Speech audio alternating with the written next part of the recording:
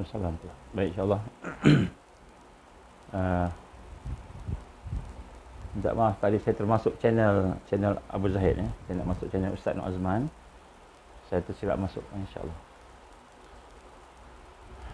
Baik, kita tunggu sekejap.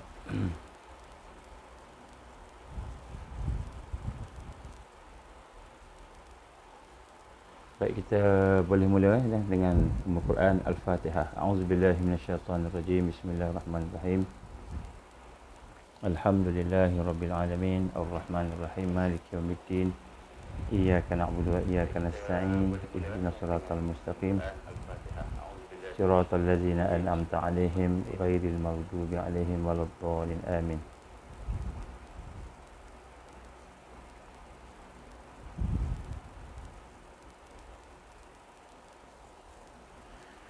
A'udzubillahi as-sami'il 'alim minasyaitonir rajim. Bismillahirrahmanirrahim. Innal hamdalillah nahmaduhu wa nasta'inuhu wa nastahdi wa nastaghfiruh wa na'udzu billahi min shururi anfusina wa min sayyiati a'malina. May yahdihillahu fala mudilla lahu wa may yudlil fala hadiya lahu. Ashhadu an la ilaha illallah wahdahu la syarika lahu wa ashhadu anna Muhammadan 'abduhu wa rasuluh. Qala rabbi shrah li sadri wa yassir li amri wahlul 'uqdatam min lisani yafqahu qawli. Rabbi zidni ilman amma ba'. Assalamualaikum warahmatullahi wabarakatuh. Alhamdulillah, pertama kita bersyukur kepada Allah Subhanahu Wa Taala dengan keizinan Allah, dengan kasih sayang Allah. Kita diberikan kesempatan pada pagi ini untuk sama-sama kita bertemu. Alhamdulillah, kita mengambil peluang setiap saat, setiap ketika untuk kita semakin memperdalamkan lagi hubungan kita dengan Allah Subhanahu Wa Taala. Maksud memperdalamkan hubungan dengan Allah ini ialah kita secara sengaja, maknanya kita berniat dalam hati kita. Bila kita bangun pagi-pagi, diberikan keizinan untuk hidup, kita membaca Alhamdulillahillazi ahyana ba'dama amatana wa ilaihin nusyur. Kita baca doa bangun tidur tu. Bila kita baca doa bangun tidur, kita bersyukur pada Allah yang telah menghidupkan kita, maka kita kena perbaharui niat kita. Tajdid niat kita. Jadi apabila kita bangun tidur, bila kita dah dalam keadaan sedar, dah faham, maka kita memperbaharui niat kita. Saya menggalakkan tuan-tuan, puan-puan sekalian sentiasa memperbaharui niat, bermula dengan kita melatih diri kita mengucap 2 kalimah syahadah. Sentiasa kita mengucap 2 kalimah syahadah. Yang bangun-bangun tu, bila kita dah baca doa, kemudian kita membaca la ilaha illallah wahdahu la syarikalah lahul mulk wa lahul hamdu wa huwa ala kulli syai'in qadir. Kemudian kita baca subhanallah walhamdulillah wa la ilaha illallah allahu akbar wa la haula wa la quwwata illa billahil aliyil azim. Kita membaca Allahumma ighfirli wa tub alayya, ataupun kita baca istighfar. Jadi setelah kita baca zikir-zikir tu, kita pun ingin memulakan kehidupan kita. Memulakan kehidupan kita, maka kita pun mengucap 2 kalimah syahadah. Asyhadu an la ilaha illallah wa asyhadu anna Muhammadar Rasulullah.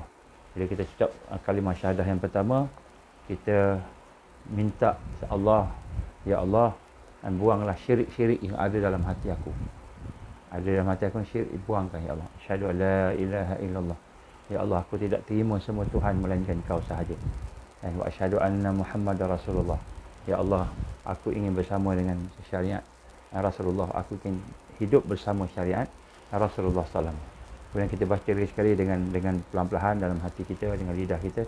Asyhadu an la ilaha illallah wa asyhadu anna Muhammadar Rasulullah. Kali kedua, kita kata, ya Allah, hidupkan aku hari ini dengan perjuangan atas nama la ilaha illallah, dan kuatkanlah aku untuk berkorban atas kalimah la ilaha illallah, dan berjuang untuk Islam, untuk Rasulullah, syariat Rasulullah SAW, Islam, dan berkorban untuk Islam.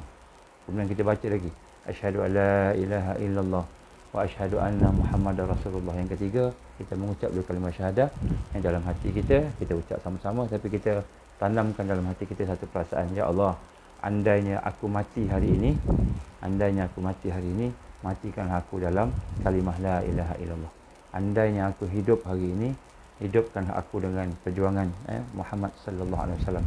Mati bersama Muhammad sallallahu alaihi wasallam, perjuangan Muhammad, perjuangan Rasulullah. Jadi kita biasakan bila kita nak memulakan hidup kita kita belajar yang ini dulu. Ini namanya kalimah syahadah, yang mana insya-Allah bila kita bertemu nanti, bila satu-satu peringkat nanti insya-Allah kita boleh ijazahkan kalimah ini secara berdepan. Tapi nak sebutnya sebelum tu kita kena latih dulu diri kita, supaya kita memulakan hidup dengan membersihkan niat kita, membersihkan syirik yang ada pada diri kita, membersihkan segala kita kata fokus-fokus selain daripada untuk menjadi hamba Allah. Kita mulakan dengan hati kita, hari ini ya Allah, jadikanlah hari ini perjuangan untuk perjuangan kalimah la ilaha illallah, menegakkan kalimah la ilaha illallah dalam diri aku, dalam keluarga aku, dalam masyarakat. Kemudian yang ketiga, ya Allah, kalau Kau matikan aku hari ini, ya Allah, matikanlah aku dalam keadaan dengan bersama kalimah la ilaha illallah, bersama dengan syahadah, bersama dengan syariat Rasulullah, perjuangan Rasulullah SAW. Jadi tiap-tiap pagi kita amalkan, kita mulakan. Kita mulakan amalan ini. Jadi saya telah pun memberitahu kepada tuan-tuan beberapa amalan-amalan yang lain yang kita nak kena buat. Seperti la ilaha illallah, kita zikir la ilaha illallah, kita baca selawat dan sebagainya. Jadi semua amalan-amalan yang saya pernah sebut sebelum ini, apabila tuan-tuan mula mengamalkannya secara dengan istiqamah, berperingkat-peringkat istiqamah, insya-Allah tuan-tuan akan mudah untuk melakukan apa yang saya sebut tadi. Mudah nak lakukan. Maknanya bangun-bangun tu teringat Allah dulu. Teringat Allah dulu. Teringat nak baiki tajdid iman kita, tajdid perjuangan kita, tajdidkan niat kita untuk hidup dan mati dengan kalimah la ilaha illallah. Jadi bila kita sentiasa dalam keadaan begitu, mudah-mudahan Allah jadikan hari kita pada hari itu ataupun hari ini lebih barakah. Lebih barakah kerana kita dah minta pada Allah. Ya Allah, aku mengaku, aku berikrar, aku bersaksi bahawa sesungguhnya Engkau sajalah Tuhan, tidak ada lain. Dan perjuangan atas jalan-Mu lah perjalanan aku. Jadi kita dah minta pada Allah tadi. Mudah-mudahan permintaan kita tu Allah beri kepada kita. Jadi itu antara perkara yang pertama kita kena amalkan dalam tiap-tiap hari. Kita membersihkan iman kita, tajdid iman kita, niat kita, bangun-bangun tidur niat. Bila Allah dah bagi kita kita hidup tadi, alhamdulillahillazi ahyana ba'dama amatana wa ilaihin nusyur. Contohnya kita baca doa tu, lepas tu kita ikrar pada Allah. Bangun, cukup duduk sekejap, rehat-rehat, jangan bangun terus. Bangun terus mungkin kita palat pula, takut kita punya darah ada darah tinggi lah apa, jadi duduk rehat. Kemudian kita baca la ilaha illallah la syarikalah yang saya sebut tadi. Kemudian buat kita perbaharui tajdidkan syahadah kita tiap-tiap hari. Tiap-tiap hari bila kita tajdid syahadah kita, tengoklah hari tersebut insya-Allah lebih baik daripada hari sebelumnya. Hari sebelum. Jadi kita kena ini amalan-amalan yang kita kena buat insya-Allah pelan-pelan. Tuan-tuan dan puan-puan Allah, pada malam ini kita nak kena pada pagi ini saya ingin sama-sama berkongsi dengan tuan-tuan. Kita sambung sedikit tajuk kita yang lepas berkenaan dengan ciri-ciri mereka tajdid, ciri-ciri jilul ma'ud, ciri-ciri jil ataupun generasi yang dijanjikan oleh Allah, yang kita mudah-mudahan kita akan termasuk dalamnya. Dan insya-Allah bagaimana proses untuk membina ni, kita akan lepas ni kita akan bincang bagaimana proses nak membina jilul mau'ud ini.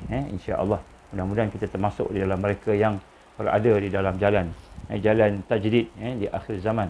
Kerana dah terlalu dekat dah. Dah terlalu dekat. Kita hanya ada beberapa tahun je, mungkin setahun dua je untuk kita benar-benar mempersiapkan diri kita. Dan kita kena melakukan pengisian pada diri kita, melakukan pengisian. Kerana pengisian itu adalah penting. Pengisian ni apa? Pengisian ni bukan hanya sekadar ceramah, dengar ceramah. Pengisian ni adalah amal. Apa yang kita nak isi dalam hidup kita, mesti ada amal. Amal apa? Inilah amal yang kita bincangkan tiap-tiap hari.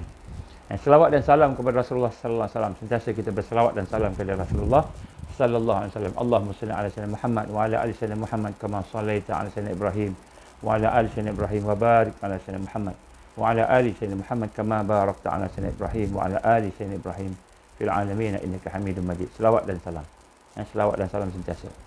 Supaya kita dapat melihat semula apa yang telah kita lakukan, sama ada sesuai tak sesuai dengan yang telah ditunjukkan oleh Rasulullah sallallahu alaihi wasallam.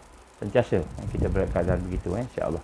Tuan-tuan dan puan Allah, pada hari ini kita sambung sikit tentang jilul mau'ud, apa yang digambarkan oleh para ulama kita yang menghuraikan sifat-sifat sahabat Rasulullah SAW, sifat-sifat generasi yang akan dibangkitkan, yang akan melaksanakan tajdid, yang akan diberikan kemenangan oleh Allah Subhanahu wa taala. Antara sifat mereka yang telah pun saya sebut yang lepas, ini sambungan daripada tentang mereka yang mempunyai sifat pejuang, generasi pejuang. Generasi yang mahu memperjuangkan kehidupan mereka bersama dengan Islam. Baik, antara sifat mereka yang digambarkan oleh sahabat-sahabat kita dalam huraian para ulama kita, mereka mempunyai visi yang jelas, visi kehidupan yang jelas. Visi kehidupan yang jelas. Sebab tu saya mulakan tadi dengan kita tajdidkan kalimah syahadah kita. Kita tajdidkan, kita perbaharukan kalimah syahadah. Kenapa kita kena memperbaharui kalimah syahadah? Sebagaimana saya sebut pada awal tadi. Cuba tengok baliklah bagi mereka yang baru masuk. Iaitu kerana bila kita mentajdidkan kalimah syahadah kita, barulah kita faham, barulah kita merasai, kita menghayati bahawa kita ini sebenarnya ada visi, ada perkara yang kita nak capai, ada misi yang kita nak lakukan. Jadi para sahabat Nabi sallallahu alaihi wasallam, mereka mempunyai visi yang sangat jelas dalam hidup mereka. Dan apakah visi mereka? Apakah yang mereka nak capai dalam hidup mereka? Apa yang mereka nak capai dalam hidup mereka? Visi mereka bukan hanya sekadar masuk Islam, bukan hanya sekadar dia boleh sembahyang seorang-seorang, bukan hanya sekadar dia boleh kita kata hidup dengan amalan dia. Maka visi para sahabat Rasul sallallahu alaihi wasallam ialah mereka sangat jelas telah memilih untuk mewakafkan diri mereka menyebarkan agama, menyebarkan Islam. Jadi visi kepada setiap mereka yang dibangkitkan oleh Allah Subhanahu Wa Taala, mereka yang diberikan oleh Allah Subhanahu Wa Taala kekuatan dan kemenangan, mereka yang diberikan kemenangan, mereka yang akan menjadi jilul tamkin, generasi yang diberikan kemenangan. Visi mereka ialah menyebarkan dan menegakkan Islam. Itu misi mereka. Kalau kita setakat sembahyang puasa, sembahyang puasa, haji, zakat, kita fikir diri kita aja, maka pada ketika itu belum lagi sempurna visi kita yang dijadikan oleh Allah Subhanahu Wa Taala. Apa yang Allah Taala sebut dijadikan kita, jin dan manusia ini, inni ja'ilun fil ardi khalifah. Inni ja'ilun fil ardi khalifah. Aku nak menjadikan wakil-wakil aku, wakil Allah di atas muka bumi ini. Apa maksud wakil Allah? Mereka yang menegakkan din Allah Subhanahu Wa Taala, menegakkan Islam di atas muka bumi ini. Jadi sebab tu visi seorang yang berjuang pada jalan Allah, visi seorang yang bersama dengan Rasulullah sallallahu alaihi wasallam, ini visi para sahabat. Maknanya tidak ada seorang pun para sahabat Nabi sallallahu alaihi wasallam melainkan hidup mereka bersama dengan satu perasaan, satu semangat, satu pemikiran untuk memperjuangkan Islam, iaitu untuk menyebarkan agamanya dan menegakkan tuntutan syahadah, menegakkan tuntutan syahadah yang telah mengeluarkan mereka daripada kegelapan, daripada kezaliman kepada cahaya Allah. Jadi sebenarnya para sahabat Nabi sallallahu alaihi wasallam, apa visi dia? Apa visi dia? Maka visi dia tidak ada lain dan tidak bukan ialah untuk menyebarkan agama mereka Islam, menegakkan agama mereka Islam, dan kemudian melaksanakan tuntutan syahadah, tuntutan kalimah syahadah yang dilakukan oleh mereka, iaitu yang kalimah syahadah yang telah menyelamatkan kita daripada kegelapan, kezaliman, penganiayaan kepada cahaya Allah. Kepada cahaya Allah. Allahu waliyul ladzina amanu. Allahu waliyul ladzina amanu. Yukhrijuhum minaz zulumati ila nur. Walladzina kafaru awliya'uhum at-taghut. Yukhrijunahum minan nuri ila zulumat. Ulaika ashabun nar. Hum fiha khalidun. Allahu waliyul ladzina amanu. Allah SWT yang menjadi wali, yang menjadi penolong, menjadi pemimpin kepada orang-orang yang beriman, mengeluarkan mereka daripada zulumat, daripada kegelapan, daripada penganiayaan, kezaliman, ila nur, kepada cahaya. Jadi bila kita mengucap dua kalimah syahadah tu, maknanya kita mengambil cahaya. Kita mengambil cahaya. Cahaya daripada Allah Subhanahu Wa Taala.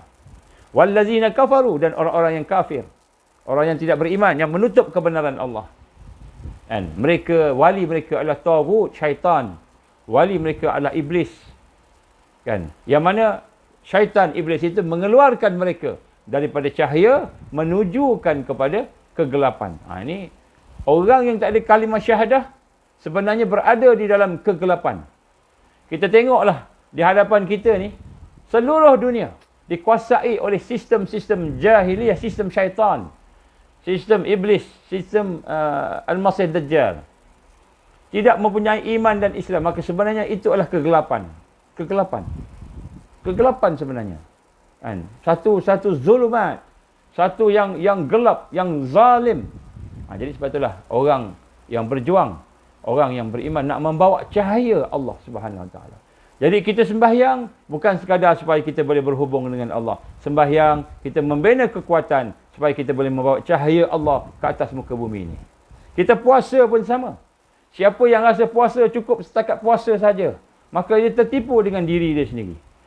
Dia tertipu dengan diri dia sendiri. Dia tidak ada visi sebagaimana visi para sahabat Nabi sallallahu alaihi wasallam.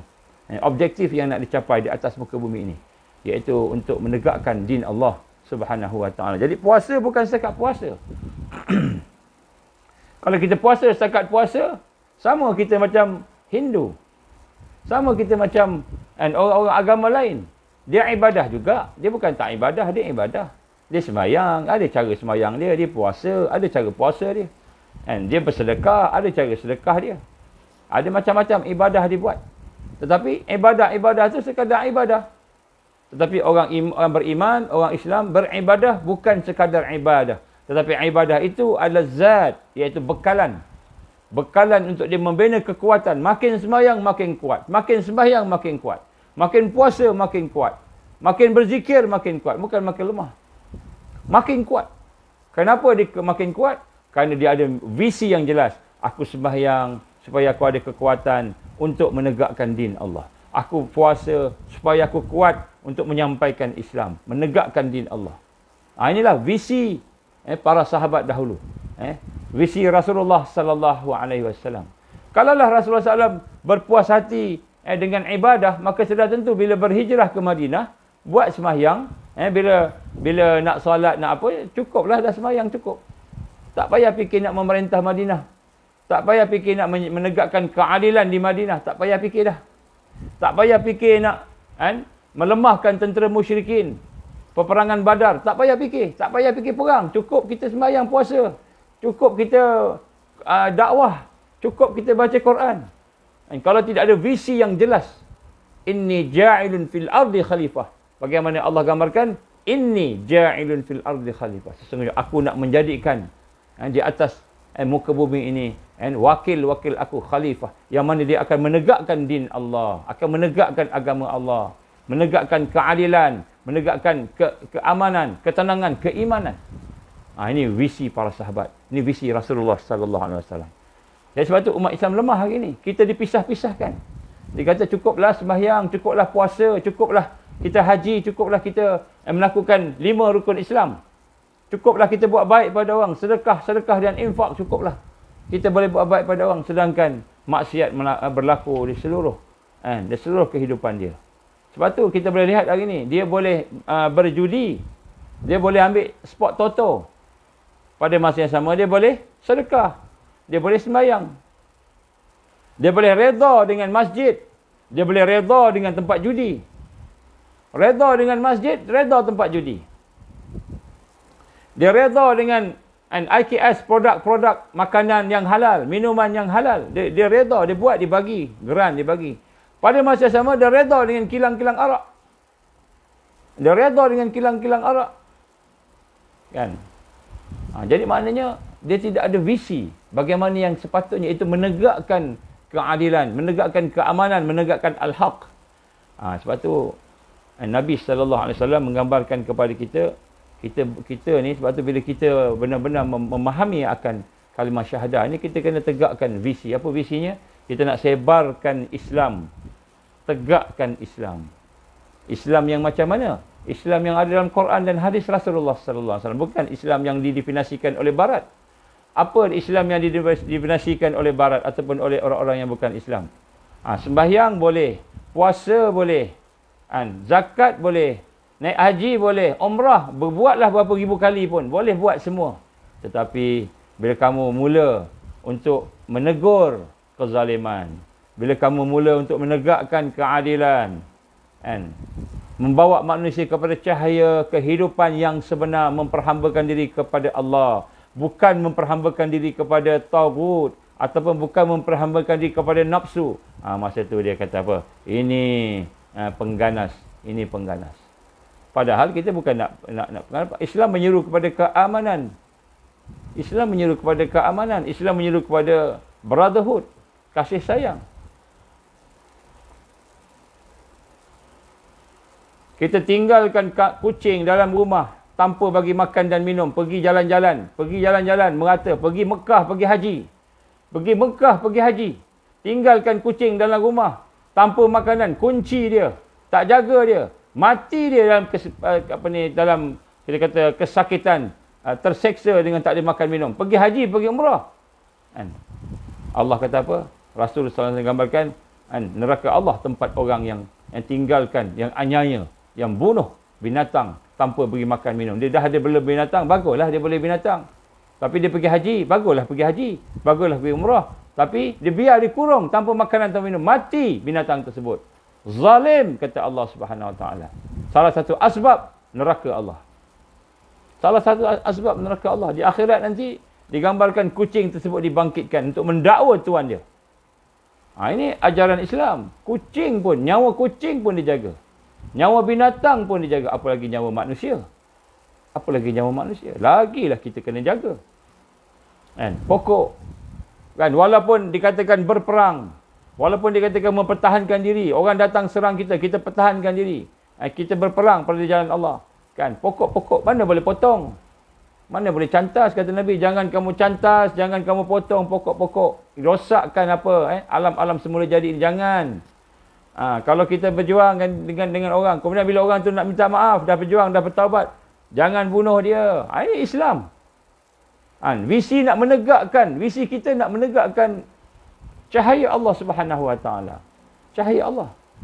Jadi sebab itulah kita lihat hari ini bukan macam mana yang digambarkan oleh orientalis, digambarkan oleh orang-orang yang telah duduk di bawah ikatan-ikatan syaitan, ikatan iblis walaupun bergelar ulama, kan? Ataupun kita melihat orang-orang yang yang kafir, yang memusuhi Islam, dia nyatakan Islam ni cukup sembahyang, puasa dan haji. Cukup lima rukun-rukun Islam cukup. Itu cukuplah, tak payah fikir lain dah. Bila sebut pasal pemerintahan, tak apa, tak payah, biar kami urus. Bila sebut pasal kemerdekaan, biar kami urus.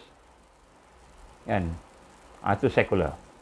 Jadi apabila kita faham akan hakikat ini, bahawa kita mesti mempunyai visi yang jelas. Visi yang jelas iaitu kita bukan hanya ingin mendapatkan cahaya Allah, tapi kita ingin menyebarkan, menegakkan Islam, cahaya Allah itu. Sehingga kita lihat para sahabat Nabi sallallahu alaihi wasallam bertebaran mereka ke seluruh pelosok dunia, menyeru manusia kepada supaya menyembah Allah dan berjuang kepada jalan Allah tanpa cenderung kepada tarikan duniawi, tanpa cenderung kepada tarikan duniawi. Hatinya tidak bersama dengan dunia. Ini para sahabat Nabi sallallahu alaihi wasallam. Dan mereka tidak pernah meninggalkan ibadah kepada Allah, tidak melakukan dan tidak pula melakukan perkara yang diharamkan oleh Allah Subhanahu Wa Taala. Inilah digambarkan bahawa sifat jilul ma'ud, jilul tamkin, generasi yang akan diberikan kemenangan yang dijanjikan oleh Allah Subhanahu Wa Taala. Kerja mereka, dia ada visi yang jelas. Jadi kita sebab tu saya suruh tuan-tuan amalkan, kan, kalimah tajdid, kalimah syahadah selepas bangun tidur. Setiap bangun tidur amalkan. Asyhadu an la ilaha illallah wa asyhadu anna Muhammadar Rasulullah. Lepas kita baca doa, lepas kita baca zikir, la ilaha illallah wahdahu la syarikalah, lahul mulk wa lahul hamd sampai akhir, subhanallah walhamdulillah wa la ilaha illallah akbar sampai habis. Dan kemudian kita baca asyhadu an la ilaha illallah wa asyhadu anna Muhammadar Rasulullah. Kita baca 3 kali. Baca 3 kali. Yang pertama, asyhadu an la ilaha illallah wa asyhadu anna Muhammadar Rasulullah. Kita baca apa? Kita niatkan, ya Allah, aku nak buang semua syirik-syirik, berhala-berhala, penyembahan-penyembahan yang ada dalam hati aku ni, ya Allah, yang ada dalam kehidupan aku. Kita nak serah diri kita pada Allah, nombor 1. Nak serah diri kita kepada syariat Rasulullah, pada Islam. Nak buang semua jahiliah. kehidupan jahilah, adab-adab akhlak jahilah kita buang, kita ambil adab akhlak Islam. Yang kedua, bila kita mengucap kalimah syahadah tadi, asyhadu alla ilaha illallah, kita nak tanamkan dalam perasaan kita satu perasaan, aku hari ini nak baiki lagi perjuangan aku, nak bantu agama Allah. Asyhadu alla ilaha illallah wa asyhadu anna Muhammadar Rasulullah. Yang kedua, niat nak bantu perjuangan, nak berkorban pada jalan Allah. Nak bantu perjuangan, nak berkorban pada jalan Islam, syariat Allah Subhanahu wa taala, Rasulullah sallallahu alaihi wasallam. Yang ketiga, asyhadu alla ilaha illallah wa asyhadu anna Muhammadar Rasulullah. Jadi yang ketiga ni, ya Allah, aku nak mati pada jalan-Mu ya Allah. Aku nak mati dengan kalimah syahadah, kalimah la ilaha illallah Muhammad Rasulullah. Yang ketiga, minta mati dengan kalimah syahadah. Tiap-tiap hari kita buat. Sebelum kita pergi masuk bilik air, sebelum kita buat apa-apa, baca tu dulu. Kita tajdid dulu. Maknanya bila kita dah sedar tu, dah bangun tu, dah terduduk atas katil tu, ataupun dah duduk, kita perlahan ambil masa sikit lah. Tak lama pun, tak sampai pun 10 minit. Tak sampai. Sekejap je. Lepas kita baca Alhamdulillah, lepas kita baca La ilaha illallah wahdahu la syarikalah, doa yang Rasulullah ajar kita, zikir tu, yang akan menjadikan Allah terima semua doa kita. Kita perbaharui tajdid. Tajdid kita punya syahadah kita. Tajdid, perbaharui syahadah kita. Macam mana perbaharui syahadah kita? Kita baca asyhadu alla ilaha illallah. Baca lambat-lambat pun tak apa. Asyhadu alla ilaha illallah wa asyhadu anna Muhammadar Rasulullah. Yang pertama kita kata, ya Allah, aku hanya nak mentauhidkan Kau. Aku hanya nak mengesahkan Kau. Ya Allah, aku nak buang semua syirik-syirik yang ada. Kita minta Allah buang syirik. Jadilah kita orang yang muwahhidun, yang mentauhidkan Allah. Kemudian yang kedua, kita minta, ya Allah, hari ini aku nak berjuang pada jalan-Mu, ya Allah. Hari ini aku nak berkorban pada jalan-Mu, ya Allah, pada kalimah la ilaha illallah. Yang ketiga, minta mati dengan kalimah la ilaha illallah. Tiap-tiap hari kita buat. Tiap-tiap hari kita buat. Kita tajdid. Maksudnya bangun tidur tu, maka hari tu aku nak jadikan qul innas salati wa nusuki wa mahyaya wa mamati lillahi rabbil alamin. Aku nak jadikan setiap yang berlaku dalam hidup aku ni hanya lillahi rabbil alamin. Itu maksud dia. Maksudnya pagi-pagi kita dah buat tu. Kemudian barulah kita bangun pelan-pelan, kita pergi dalam bilik air, kita tunaikan hajat-hajat kita, qada hajat kita dan sebagainya, kita ambil air sembahyang, mandi, ambil sembahyang sebagainya. Kita patah balik, kita baca doa. Habis ambil wuduk, lepas tu baru kita solat. Solatlah. Berapa rakaat nak solat, terpulanglah. Kalau kita bangun awal, sebaik-baiknya bangun pukul 3, sebaik-baiknya. Ataupun pukul 3 lah, tidur awal, bangun awal. Pukul 3 bangun. Pukul 3 bangun, kan? Solat sebagainya, minta solat hajat sebagainya, baca Quran sikit. Kalau ngantuk sebelum subuh, kalau ngantuk kejut semua, masa tu kejutlah isteri ke suami suruh bangun. Bangun solat, Assalamualaikum, bangun solat, kejut isteri kita, kejut suami kita, kejut anak-anak kita, kejut semua. Kalau dia dah bangun semua, alhamdulillah. Kalau dia tak bangun juga, kita muhasabahlah. Kita ni masih tak kuat lagi. Dia tak kuat, kita pun tak kuat. Kita nak cuba. Jangan paksa. Tapi kejut pelan-pelan, tak apa. Lama-lama besok dia akan ni. Kita baca Quran kuat sikit supaya dia dengar. Dia terbangun. Lepas tu, dekat subuh tu, mungkin ikutlah kita rasa letih sangat, ataupun sementara tu, kalau ngantuk sangat, tidurlah sekejap. Baringlah, jangan tidur dekat atas katil, tidur dekat tempat sembahyang. Kalau katakan ngantuk sangat. Kalau tak ngantuk, teruslah. Sampai habis subuh. Lepas tu sampai, biasakan. Jadi sebab tu orang Islam dia tidur awal. Jadi apabila kita memulakan hari tersebut, kita mula bersama visi. Visi nak mentauhidkan Allah, nak jadi hamba Allah. Visi nak berjuang, nak berkorban. Visi nak mati dalam keadaan la ilaha illallah. Tiap-tiap hari kita buat. 3 ni. Visi nak mentauhidkan Allah, visi nak berjuang pada jalan Allah, berkorban pada jalan Allah, dan visi nak mati pada jalan Allah, pada kalimah la ilaha illallah, la ilaha illallah. Maka jadilah hidup kita sebagai orang yang diperingati. Tazkirah. Pagi-pagi kita tazkirah diri kita sendiri. Tulis, kalau tak ingat tulis. Tulis, tampal kat tempat sebelah katil kita tu, tampal. Bangun-bangun tengok, baca ni. Baru kita ingat. Jadi hari itu jadilah hari yang dimulakan dengan visi yang jelas. Sebagaimana para sahabat Nabi sallallahu alaihi wasallam, sebab sahabat Nabi dia berada bersama dengan tarbiyah Rasulullah sallallahu alaihi wasallam bersama dengan tarbiyah Rasulullah. Inilah yang diajar oleh Nabi. Nabi ajar kita apa? Pagi-pagi kena ingat kepada kita, tugas kita, fungsi kita untuk nak mentaati Allah Subhanahu Wa Taala. Maka yang pertama visi yang jelas, yang kedua misi yang jelas. Kan visi yang jelas saya sebut tadi, contohnya berlaku pada ketika tentera Islam berhadapan dengan tentera Persia. Tentera Rostam. Rostam ni tak pernah kalah, General Rostam tak pernah kalah. Sekali dia bertemu dengan orang Islam, kemudian orang Islam datang hantar wakil. Maka dia datang seorang sahabat Nabi Rabi' bin Amir radhiyallahu anhu datang berjumpa dengan Panglima Rostam. Maka dia cakap kepada Panglima Rostam, dia tanya, kenapa kamu tujuan datang? Maka dengan lantang Rabi' bin Amir bercakap, kami datang untuk membebaskan manusia. Nampak? Kami datang untuk membebaskan manusia. Bukan kami datang nak menawan Persia. Kami datang bukan nak jajah kamu. Kami datang bukan nak lawan kamu. Nak perang dengan kamu. Bukan. Tujuan utama bukan perang. Perang ni, apabila sampai peringkat kita nak mempertahankan Islam. Mempertahankan nyawa kita. Barulah kita nak kena pertahankan ni. Baru terpaksa kita berperang. Jadi tujuan kami datang. Pertama, nak membebaskan manusia. Daripada perhambaan sesama manusia kepada perhambaan kepada Allah Subhanahu Wa Taala semata-mata yang Maha Esa. Pertama sekali tujuan perang itu mentauhidkan Allah. Nampak? Ni sahabat-sahabat jelas. Visi mereka jelas. Sebab tu mereka memang betul-betul berjuang atas jalan Allah. Ini kita tak. Kenapa? Kenapa ceramah?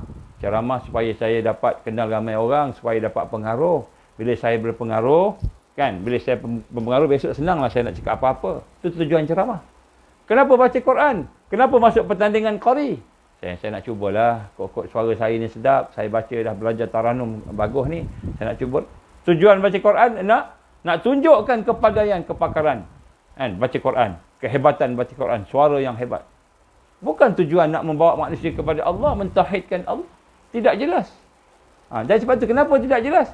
Kita tidak pernah mentajdidkan akidah kita. Tidak pernah mentajdidkan akidah kita. Kita berjuang tak? Berjuang. Semua pakat berjuang belaka. Kalau kita tak berjuang, kita jadi orang malas. Orang malas, orang yang tidur, yang malas buat apa-apa, itu bukan berjuang. Macam binatang yang hanya menunggu sembelih je. Hari disembelih je. Dia tak buat apa-apa, menunggu hari sembelih. Makan kita bagi kat dia. Binatang ternakan ya. Makan bagi kat dia, minum bagi kat dia, ubat bagi kat dia, semua bagi kat dia. Kan? Bila dia sakit, bagi ubat. Bila malam dia kita bagi rumah, berreban nak tidur. Tapi tunggu masa untuk disembelih. Orang beriman, dia ada berjuang. Perjuangan dia untuk pertama membebaskan manusia daripada perhambaan kepada sesama manusia, kepada perhambaan kepada Allah Subhanahu Wa Taala semata-mata yang Maha Esa. Dan kemudian nak membebaskan manusia daripada dunia yang sempit. Nak membebaskan manusia daripada dunia yang sempit menuju kepada dunia yang luas. Akhirat. Ni sempit ni dunia ni tuan-tuan. Tuan-tuan ada rumah berapa besar? Ada orang rumahnya banglo, ada orang rumahnya istana. Dia rasa luas rumah dia. Luas rumah dia. Tapi hakikatnya sempit. Sempit duduk kita ni. Ada orang keretanya besar, luas duduk. Wah, selesa. Tapi hakikatnya sempit. Hakikat hidupnya sempit. Jadi apa Islam datang? Islam datang kata Rabi' bin Amir radhiyallahu anhu, dia kata agar membebaskan manusia daripada dunia yang sempit kepada akhirat yang luas, dunia yang luas di akhirat. Dan membebaskan manusia daripada kezaliman agama-agama. Daripada kezaliman agama-agama kepada keadilan Islam. Kepada keadilan Islam. Hari ini orang nak pakat-pakat untuk nak menyatukan agama-agama. Menyatukan agama-agama. Menyamaratakan agama-agama. Apa dia punya tema dia? Ni tuan-tuan saya dedahkan sikit pada pagi ni. Tema dia, perjuangan dia apa? One nation, one God. One nation, one God. Nampak macam betul lah. Satu negara, satu Tuhan. Satu negara, satu Tuhan. Betul lah nampak. Jadi, boleh tak kita ada satu negara, satu Tuhan ni? Boleh tak? Tak boleh tuan-tuan. Mustahil. Kenapa mustahil? Kerana kita tak boleh paksa orang masuk agama. Tak boleh. La ikraha fid din, la ikraha fid din. Tidak ada paksaan dalam beragama. Bila tidak ada paksaan dalam agama, maka pada masa itu digambarkan oleh Allah Subhanahu Wa Taala dalam ayat ini, maknanya hidup kita mesti ada agama-agama lain. Mesti ada orang yang tak ikut Islam, mesti ada. La ikraha fid din, tidak ada agama-agama yang tidak ada paksaan dalam agama. Tiba-tiba misi kita one nation one God. Apa maksud one nation one God? Islam pergi berdakwah, pergi memerangi orang-orang itu bukan nak paksa masuk Islam, tak. Mereka nak paksa tunduk di bawah Islam. Agama boleh pilih agama apa pun tak apa. Kalau kita lihat sahabat-sahabat diharamkan mereka membinasakan kuil-kuil, tak boleh. Biasa binasa kuil tak boleh. Membunuh orang sedang beribadah, mengganggu orang ibadah, tak boleh. Orang tu ibadah apa? Hindu, tak boleh ganggu. Duduk dalam keamanan. Islam memberi hak untuk beragama. Kita tak boleh. Tetapi kita tidak boleh menyatukan agama. Semua kena ikut kita. Tak boleh. Begitu juga semua kena ikut agama lain. Tak boleh. Maka one nation, one God sebenarnya adalah agama yang kempen yang dibuat oleh Al-Masih Dajjal. Dia mahu menyatukan agama-agama semua dengan satu Tuhan. Apa Tuhan tu? The truth. Disebut there is no higher. No higher than the truth. Maknanya no religion tidak ada lebih tinggi daripada kebenaran. Kebenaran tu betul lah. Kalau kebenaran tu Islam, betul lah sebab itu kan. Tapi sebenarnya maksud the truth itu ialah Lucifer, iblis.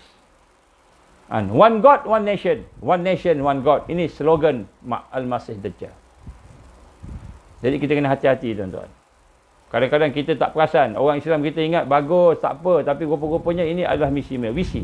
Jadi manusia, Islam membebaskan daripada kezaliman agama-agama kepada kezaliman keadilan Islam, kepada keadilan Islam. Apa maksud zalim? Dia sembah berhala, zalimlah. Kenapa dia sembah berhala zalim? Dia sembah berhala zalim kenapa? Kerana memang apabila menyembah berhala dia menyembah makhluk, zalimlah. Dia menzalimkan diri dia. Tuan-tuan rahmat Allah, apa makhluk yang paling hebat sekali dalam dunia ni? Contohnya yang kita nampak, mungkin ada kita kata emas lah, emas, dinar, emas. Kita kata tu yang paling bagus lah semua orang nak kan. Jadi tengok orang menyembah emas. Sedangkan emas tu pun makhluk. Menzalimkan diri kita lah kan. Jadi Islam membebaskan, kata Rabi' bin Amir, membebaskan daripada kesempitan dunia kepada keluasan akhirat, daripada kezaliman agama kepada keadilan Islam. Lantas itu kami diutus kepada seluruh makhluk dan menyeru kepada mereka kepada agamanya, itu agama Allah. Kita menyeru kepada agama Allah. Kita diutuskan jumpa semua orang, menyeru, berdakwah kepada agama Allah. Tapi bukan kita suruh paksa. Kita suruh dakwah, nak terima, Alhamdulillah, dapat hidayah. Kalau tak nak terima, tak apa, terpulang, kamu pilih. Kita tidak akan ganas, tak akan kacau dia, tak akan pukul dia, tak akan hina dia. Tak boleh. Jangan kamu menghina Tuhan-Tuhan mereka. Kerana nanti mereka akan menghina Allah. Tak boleh. Menghina pun tak boleh, apalagi nak kacau. Jadi apa, maka kata Rabi' bin Amir, mereka yang enggan, sesiapa yang enggan, maka kami akan pastikan mereka akan tiba janji-janji Allah. Apakah janji Allah itu? Iaitu syurga bagi mereka yang berjuang pada jalan Allah Subhanahu Wa Taala. Yang menentang mereka yang engkar. Mereka engkar ni dia akan apa? Dia akan zalim. Dia akan zalim. Macam sekarang lah zalim. Jadi visi Jilul Maw'ud itu sangat jelas. Jadi sebab itu tuan-tuan, kita kena faham Islam sebagai satu kehidupan. Sebagai satu sistem kehidupan. Bukan hanya sekadar sembahyang puasa. Kalau kita perhati dengan sembahyang dan puasa, maka kita belum lagi Islam sepenuhnya. Kita kena Islam secara menyeluruh. Ya ayyuhallazina amanu dukhulu fis silmi kafah wa la tattabi'u khutuwatis syaitan innahu lakum aduwwum mubin. Wahai orang beriman, masuklah kamu dalam Islam secara menyeluruh. Wa la tattabi'u khutuwatis syaitan. Jangan ikut jejak langkah syaitan. Syaitan ambil sikit tinggal sikit, ambil sikit tinggal sikit. Kemudian yang kedua ialah misi yang jelas. Apakah misi mereka yang berada di atas jalan Allah itu? Jilul Maw'ud, iaitu generasi yang dijanjikan Allah Subhanahu Wa Taala. Di hadapan mereka misinya ialah bila kita kata misi nak tegakkan Islam, nak sampaikan Islam, apakah misi dia? Misi dia maka dia akan melakukan semua perkara yang diredai oleh Allah Subhanahu Wa Taala. Misi mereka nak dapat redha Allah je. Misi mereka nak dapat redha Allah. Wa ridwanu minallahi akbar. Dan zalika huwal fawzul azim. Redha Allah mereka nak cari. Itu yang paling besar. Itulah kejayaan yang paling agung. Jadi misi mereka nak buat redha Allah. Apa sahaja yang Allah redha. Maka hidup mereka sederhana. Kan? Membantu orang lain. Tolong menolong orang lain. Dia berniaga tapi dia bersedekah. Dia berniaga tapi dia berzakat. Bayar zakat. Itu misi dia cari redha Allah. Berniaga boleh tak? Boleh berniaga. Tapi infak, sedekah, wajib. Iaitu zakat. Lepas tu sedekah-sedekah yang sunat. Buatlah. Itu misi nak cari redha Allah. Jadi tidaklah dia hanya kumpul harta dia je. Kan? Jadi bila dia dah berjaya kaya, saya jumpa dengan kawan-kawan saya di Johor Bahru, saya tengok perhati. Bila saya jumpa dengan kawan-kawan saya, kawan-kawan kita, Sisi daripada Johor Bahru, beberapa hari lepas, malam kemarin ni. Saya perhati, saya tengok ada di kalangan kita yang alhamdulillah baik, bagus. Kedudukan keuangannya stabil, nampak bagus kehidupan dia. Ada sebahagian nampak macam susah hidupnya. Ada yang nampak tertekan, ada sebahagian saya nampak dia tertekan. Dia tak cakap, tuan-tuan cakap, tapi kita tengok, kita perhati, boleh rasalah, boleh faham. Tertekan, kan? Nak hidup dengan susah. Dan kalau boleh nak keluar daripada kehidupan tu. Jadi tujuan kita bersama-sama berukhuwah ni untuk tolong-menolong, bantu-membantu kerana Allah. Kerana Allah Subhanahu wa taala. Jadi sebab itu kita nak tengok di sini bagaimana misi kepada orang yang beriman itu, yang berjuang itu ialah cari keredaan Allah. Cari keredaan Allah Subhanahu wa taala. Saya dah ceritakan sikit tentang bagaimana kisah Haram bin Milhan radhiyallahu anhu yang telah menghantar surat Rasulullah sallallahu alaihi wasallam, dan kemudian selepas itu beliau telah dibunuh. Beliau telah dibunuh. Jadi ini misi yang penting untuk kita faham. Baik. Kita sambung sikit kepada sifat yang ke-8. Sifat yang ke-8 adalah as-sabru was-sabat. Iaitu sifat generasi yang akan diberi kemenangan Allah, iaitu as-sabar. Dia seorang yang sabar. Dan sabat, dia tetap di atas penderian. Jadi generasi yang dijanjikan oleh Allah kemenangan, kita ni akan Allah beri kemenangan. Kan Allah beri kekuatan dan keteguhan. Ialah generasi yang kuat sabarnya kuat. Kita kena latih diri kita sabar. Dan kemudian kita sanggup menanggung tekanan. Bila kita berada dalam zaman-zaman akhir ini, mungkin kita minoriti, bukan majoriti. Belum menang lagi. Kalau menang, majoriti lah. Lepas menang, lepas pada fasa kelima ni, lepas fasa kelima, kan, akan menang. Maka semua orang masuk Islam. Semua orang masuk Islam, bukan paksa masuk Islam. Kita tak paksa sebab ayat Allah, la ikraha fid din, tidak ada paksaan dalam agama. Tapi semua masuk Islam sebab Islam dah menjadi yang paling tinggi sekali. Islam menjadi paling tinggi, yang tak Islam pun masuk Islam. Ini selepas kemenangan. Fasa kelima. Kan, jadi pada masa itu Islam dah menguasai, Islam dah menunjukkan contoh yang baik. Mungkin masa itu ada Hindu lagi. Mungkin masa itu ada lagi agama-agama lain, tetapi melihat Islam, mereka masuk Islam sehingga seluruh dunia Islam. Ada juga munafik, dan mungkin juga ada yang munafik, ada juga dia takut dia masuk Islam, ada juga. Tetapi sebelum sampai kepada saat kemenangan tersebut, maka orang Islam, orang beriman akan berhadapan dengan tekanan demi tekanan demi tekanan. Maka sifat mereka ialah berani. Berani, sifat mereka berani nak mengharungi segala halangan. Segala mehnah, segala tribulasi, berani. Saya bersama dengan NGO, banyak juga NGO bersama dengan saya lah. Dan saya dapati NGO yang ada di belakangnya tarbiyah Islam. NGO yang ada di belakangnya dakwah Islam. NGO yang di belakangnya ada Quran. Ada panduan dari Rasul sallallahu alaihi wasallam. NGO itu ada dia punya kekuatan dia, keberanian dia.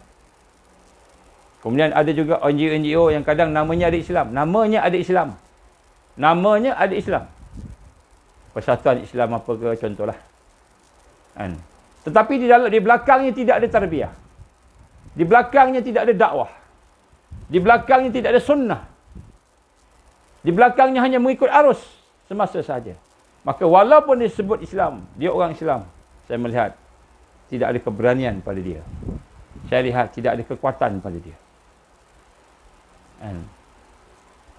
Saya juga berjumpa dengan golongan agamawan. Saya juga jumpa dengan golongan agamawan. Agamawan ustaz-ustaz. Saya jumpa. Bila saya berbincang-bincang dengan mereka, apabila di dalam kehidupan mereka ada ilmu tapi tidak ada tarbiyah. Ada ilmu, tidak ada tarbiyah. Macam mana ada ilmu tak ada tarbiyah? Ada ilmu tetapi tidak ada proses untuk mendidik, membangunkan, membina kekuatan diri. Tidak ada. Dia sekali cakap, ceramah je. Ceramah je. Ada ilmu, tidak ada tarbiyah. Ada dakwah, dia cakap pasal Islam. Ada dakwah, adalah kerja dia dah memang ustaz, dia jawab, cakap pasal Islam lah. Tetapi tidak ada tarbiyah. Tidak ada jihad, tidak ada perjuangan. Belakang tidak ada perjuangan. Cuma sekali cakap je. Maka saya dapati mereka juga pengecut. Mereka juga bangsa pengecut. Walaupun ada Islam. Walaupun ustaz, ustazah. Cakap santa peringkat. Dia takut. Dia tak berani. Dia hanya cakap apa yang orang nak dia cakap. Dia cakap apa yang orang suka dengar. Dia cakap benda yang orang suka dengar. Maka popular lah dia. Popular lah dia. Dia cakap benda yang orang suka dengar. Kan? Dia cakap apa yang orang-orang semua memang nak dia cakap. Dia popular lah dia. Orang suka lah. Tapi bila dia cakap benda-benda yang orang tak suka, apa yang orang tak suka dengar? Contohnya Quran. Bab Quran. Quran yang tak suka dengar apa? Mari kita menghayati Quran. Mari kita baca Quran sama-sama. Mari kita buat plan untuk menghafal Quran. Mari kita membina kekuatan Quran. Itu orang tak nak. Orang nak dengar Quran ni apa? Orang nak dengar cerita-cerita dalam Quran. Dalam Quran cerita pasal Nabi Sulaiman. Nabi Sulaiman ni ada keajaiban. Dia pun campur-campur. Dalam Quran ada cerita pasal ni. Hadis pun cerita. Jadi orang halawatul ilm. Dia seronok. Dia rasa manis dengan lazat dengan ilmu. Tapi tidak boleh amal. Orang macam ini pun orang yang penakut. Saya jumpa dah semua. Sampai peringkat dia kata, Ustaz, kalau Ustaz cakap-cakap macam ini, Ustaz ikut apa yang kau faham ni, masuk penjara Ustaz. Saya kata, ada tak ulama-ulama besar yang tak masuk penjara? Zaman Nabi, bukan Nabi, zaman sebelum kita ni kan. Zaman Rasulullah SAW, memang semua pemerintahan Islam, semua Islam lah kan. Ini zaman selepas tu. Ada tak yang tak masuk? Imam Syafi'i masuk penjara. Ditangkap, diheret daripada Yaman menuju ke bukan Madinah, di Syam kan. Tarik. Lepas tu Imam Malik pun masuk penjara juga. Imam Ahmad masuk penjara juga. Bila dia cakap benda yang benar, masuk penjara. Ibn Taymiyah yang dikatakan Wahabi. Ibn Taymiyah bukan Wahabi. Ibn Taymiyah ulama. Wahabi lepas daripada dia masuk penjara. Adalah persisihan pandangan. Ulama dulu ada bersisih pandangan. Ibn Taymiyah dengan ulama-ulama yang lain yang dikatakan memang ada pandangan masing-masing. Tapi mereka tak bergaduh macam kita hari ni. Kita bergaduh. Kita tak faham adab-adab bersisih pandangan. Jadi kita lihat banyak ulama-ulama masuk penjara. Ulama masuk penjara. Pendakwah masuk penjara. Kan? Zaman sahabat ada dibunuh lagi. Sahabat dibunuh lagi kan. Tetapi mereka berani. Kenapa mereka berani? Kerana ada proses tarbiyah. Kerana ada proses tarbiyah. Kita kenal. Kita ada kekuatan-kekuatan. Dilahirkan daripada proses meningkatkan diri kita tadi. Jadi kita lihat hari ini bagaimana kita apabila mengharungi jalan-jalan dakwah tadi, maka kita akan berhadapan dengan mihnah, dengan tribulasi, dengan ujian, dengan kesusahan yang muncul setiap langkah. Jadi sebab itulah tuan-tuan dan puan, jilul mau'ud, generasi yang dijanjikan oleh Allah. Jilut tamkin, generasi yang akan dapat kemenangan daripada Allah. Taifah mansurah, kelompok yang akan diberi kemenangan dengan Allah. Bukanlah hidup dia dalam istana senang lenang, semuanya ada, semuanya bagus. Bila masuk dapat duit, dapat harta, dapat upah. Dia tak macam itu. Dia tak macam itu. Sebab itulah salah satu sifat yang ada pada mereka as-sabru. Sabar dan sabat. Untuk dia tetap istiqamah. Anak-anak generasi ini, generasi jilul mau'ud ni, generasi yang dijanjikan oleh Allah. Kita lah mudah-mudahan. Mudah-mudahan kita lah. Orang-orang yang nak menegakkan cahaya Allah. Mengetahui. Kita kena tahu bahawa perjalanan yang mereka tempuhi, yang kita nak tempuh itu tidaklah akan dihampari oleh permaidani merah. Bukan ada permaidani merah, bunga-bunga mawar, wangi-wangian. Sebaliknya ialah jalan yang sukar, yang pahit, yang panjang, yang ada duri, yang ada ranjau, yang ada onak. Dalam setiap perjalanan akan berhadapan dengan pelbagai dugaan. Dugaan dari syaitan, dugaan dari manusia, dugaan daripada jin. Sememangnya sudah pun diketahui oleh para sahabat-sahabat dahulu, sahabat Rasulullah SAW, dan dikata sini, maka berusaha untuk menghadapi halangan-halangan itu dalam setiap langkah yang ditempuhi itu, tipu daya yang dia berhadapan dengannya itu, dan dia bersabar dan dia sabar untuk mereda mendapatkan redha Allah Subhanahu Wa Taala. Jadi sebab itulah tuan-tuan, ada rahsia dia. Ada rahsia ni. Nak sabar dengan sabat ni, dia ada rahsia dia. Rahsia kekuatan. Berapa dah ni? Ada masa lagi tak? 11.30. Ada rahsia dia. Tak apa, saya akan cerita rahsianya besok. Besok saya cerita rahsia ni. Saya baca sikit apa yang digambar sini. Mereka telah mengetahui situasi perjalanan yang bakal ditempuhi. Sebab itulah dia cerita. Rasulullah SAW cerita, Dajjal nak keluar. Rasul cerita Dajjal nak keluar bukan supaya kita takut. Rasul SAW cerita Ad-Dukhan. Kan? Bukan supaya kita takut. Rasul SAW cerita pasal tidak akan berlaku kiamat sehinggalah berlakunya peperangan. Tidak akan berlakulah kiamat sehingga berlakulah pembunuhan. Tidak akan berlaku kiamat sehingga berlaku huru-hara, perselisihan. Banyak kesusahan. Rasulullah cerita benda tu bukan supaya jilul ma'ud, orang yang dijanjikan Allah tadi di akhir zaman, takut. Bukan supaya takut. Tapi Rasul sallallahu alaihi wasallam menceritakan kepada kita lantas supaya kita lebih berpegang teguh dengan agama Allah Subhanahu Wa Taala. Berlaku saja Dajjal keluar. Betul lah, Nabi sebut dah. Nabi dah sebut dah. Ni tentera Dajjal macam gini. Dajjal macam gini. Ada Ad-Dukhan. Ada gempa bumi, ada peperangan. Akan aku peperangan. Kita ingat Malaysia ni aman damai. Tuan-tuan, kita ingat Malaysia ni aman damai. Rupanya akan berlaku peperangan. Malaysia pun kena, Indonesia pun kena, Thailand pun kena. Tak kira lah mana-mana. Akan berlaku peperangan. Akan berlaku huru-hara. Akan berlaku pembunuhan. Nabi sebut dah. Maka orang yang beriman tadi, orang yang berjuang tadi, jilul mau'ud, generasi yang dijanjikan oleh Allah tadi, dia bukan takut.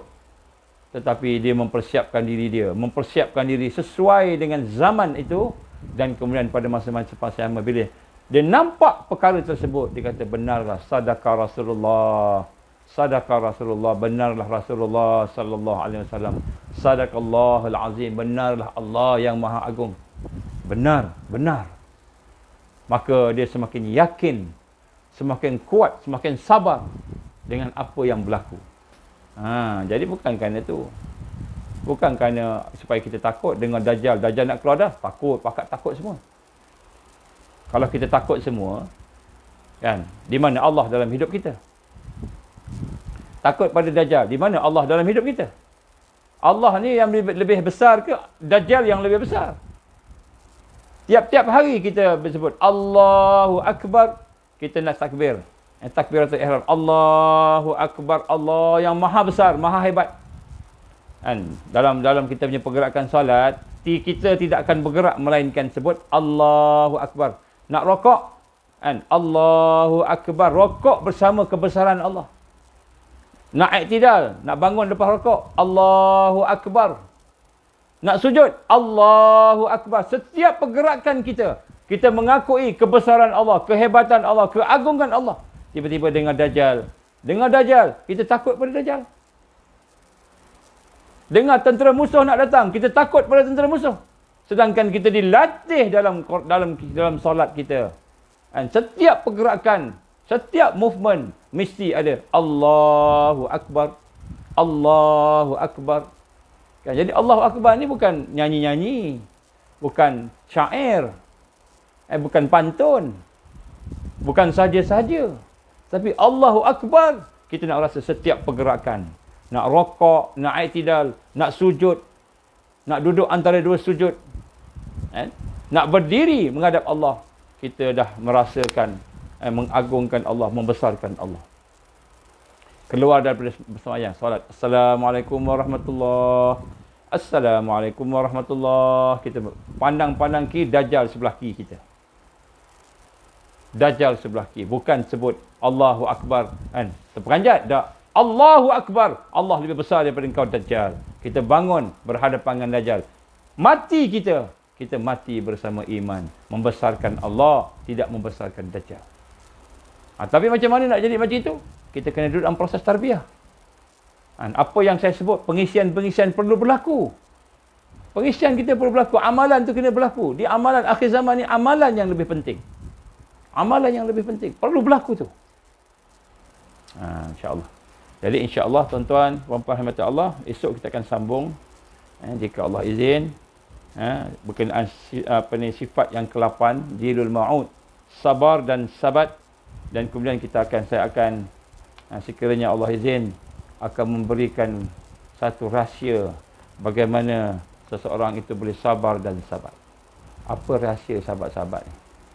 Kita akan cuba bincang. Ingatkan saya insya-Allah, mudah-mudahan Allah bagi ilham untuk kita berbincang. Jadi insya-Allah rahsia-rahsia ini ada pada kita, cuma kita tak perasan. Insya-Allah. Baik. Jadi itulah insya-Allah sikit sebanyak pada hari ini. Mudah-mudahan apa yang saya sampaikan akan memberi manfaat kepada kita. Mudah-mudahan adalah kebaikan-kebaikan untuk kita amalkan insya-Allah tuan-tuan. Bagi mereka yang masuk lambat, saya minta supaya tengok di peringkat awal. Di peringkat awal saya ada menyebut tentang amalan-amalan yang kena buat, yang perlu dibuat, iaitu mentajdidkan syahadah kita setiap hari ketika bangun tidur. Kita mentajdidkan syahadah itu. Belajar tu dulu. Kita belajar tu. Jadi apa yang saya sebut pelan-pelan tu, zikir-zikirnya, hasbunallah wa ni'mal wakil, ni'mal maula wa ni'mal nasir, contohnya la ilaha illallah, selawat dan sebagainya. Minta tuan-tuan lakukan, buat. Sebab makin lama akan ada pengisian-pengisian yang, sebab pengisian kita ni bukan sekadar ilmu. Ni bukan kuliah duha biasa, kuliah duha yang nak apa? Nak diamalkan. Ada amalan yang kita nak kena buat, dan amalan ni kena buat. Dan apabila saya sampaikan amalan-amalan tu, insya-Allah amalan tu daripada Rasulullah SAW, daripada sahabat-sahabat, yang mana amalan tu kita kena lakukan. Walaupun amalan tu kadang-kadang dia ada bentuk-bentuk yang kita kata bentuknya maknanya mungkin tidak direct lah, tidak langsung. Tapi kita, tuan-tuan guru kita, para murabbi kita telah mengajar kita, inilah amalan-amalan yang kita kena lakukan, maka buatlah insya-Allah. Contohnya kita sebut tentang amalan-amalan mereka yang berada kesusahan, hasbunallahu wa ni'mal wakil, hasbunallahu wa ni'mal wakil, ataupun hasbiyallahu wa ni'mal wakil, hasbiyallahu wa ni'mal wakil, ni'mal maula wa ni'mal nasir. Ikutlah nak baca sampai mana, maka kita baca, kita buatlah. Subhanallah wa bihamdi, subhanallahil azim, astaghfirullah 100 kali. Baca, buat lepas subuh, lepas solat subuh, sebelum subuh dan sebagainya. Jadi amalan itu adalah pengisian. Buat sekadar yang kita mampu. Buat mampu, tapi istiqamah. Baik, insya-Allah itulah sikit sebanyak daripada kita pada hari ini. Mudah-mudahan Allah ampunkan dosa kita, kelemahan kita. Cuba lakukan apa yang mampu. Tuan-tuan puan-puan, insya-Allah kita on the right track. Bila kita jumpa secara personal, mungkin saya akan pergi ke negeri-negeri dan daerah-daerah tu. Insya-Allah kita akan bincang-bincang sikitlah, insya-Allah. Pada masa dengan lebih apa dipanggil? Lebih tersusun, insya-Allah. A'udzubillahi samil alim minasyaitonir rajim. Bismillahirrahmanirrahim. Alhamdulillahirabbil alamin, wassalatu wassalamu ala asyrafil anbiya'i wal mursalin wa ala alihi wa sahbihi ajma'in. Allahumma innaka ta'lam anna hadhil qulub qad istamat ala mahabbatik wa taqat ala ta'atik wa tawahadat ala da'watik wa ta'ahadat ala nusrati syari'atik. فاسق اللهم رابطتها ولمدها واهدها سبلها واملأها بنورك الذي لا يخبو واشرح صدورها بفيض الإيمان بك وجمل التوكل عليك وأهيها بمعرفتك وأمتها على شهادة في سبيلك يا الله إنك نعم المولى ونعم النصير. اللهم إنا نسألك لسانا رطيبا بذكرك وقلبا مفؤوما بشكرك وبدنا حينا ليلا بطاعتك. اللهم إنا نسألك إيمانا كاملا ونسألك قلبا خاشعا ونسألك علما نافعا ونسألك يقينا صادقا ونسألك دينا قيما ونسألك العافية من كل بلية ونسألك تمام الغنى عن الناس وحب لنا حقيقة الإيمان بك حتى لا نخاف ولا نرجو غيرك ولا نعبد شيئا سواك واجعل يدك مبسوطة علينا وعلى أهلنا وأولادنا ومن معنا برحمتك ولا تكلنا إلى أنفسنا طرفة عين ولا أقل من ذلك يا نعم المجيب. اللهم اجعلنا من المؤمنين حقا، اللهم اجعلنا من المتقين حقا، اللهم اجعلنا من المحسنين حقا، اللهم اجعلنا من المقربين، اللهم اجعلنا من الواصلين، اللهم اجعلنا من العارفين، اللهم اجعلنا من المحبين، اللهم اجعلنا من الصديقين والشهداء والصالحين، اللهم اجعلنا من المهديين. ربنا أتمم لنا نورنا واغفر لنا إنك على كل شيء قدير. ربنا لا تزغ قلوبنا بعد إذ هديتنا وهب لنا من لدنك رحمة إنك أنت الوهاب. ربنا هب لنا من أزواجنا وذرياتنا قرة أعين واجعلنا للمتقين إماما. ربنا آتنا في الدنيا حسنة وفي الآخرة حسنة وقنا عذاب النار. ربنا تقبل دعاءنا إنك أنت السميع العليم وتب علينا يا الله إنك أنت التواب الرحيم. وصلى الله على سيدنا محمد وعلى آله وصحبه وبارك وسلم. سبحان ربك رب العزة عما يصفون والسلام على المرسلين والحمد لله رب العالمين. سبحانك اللهم وبحمدك أشهد أن لا إله إلا أنت أستغفرك وأتوب إليك. بسم الله الرحمن الرحيم. والعصر إن الإنسان لفي خسر إلا الذين آمنوا وعملوا الصالحات وتواصوا بالحق وتواصوا بالصبر. Tuan-tuan, puan-puan, minta panjang-panjangkan, sebar-sebarkan kuliah kita. Mudah-mudahan anak-anak kita, kawan-kawan kita dapat manfaat, dapat barakah insya-Allah ya. Wabillahi taufiq wal hidayah. Assalamualaikum warahmatullahi wabarakatuh.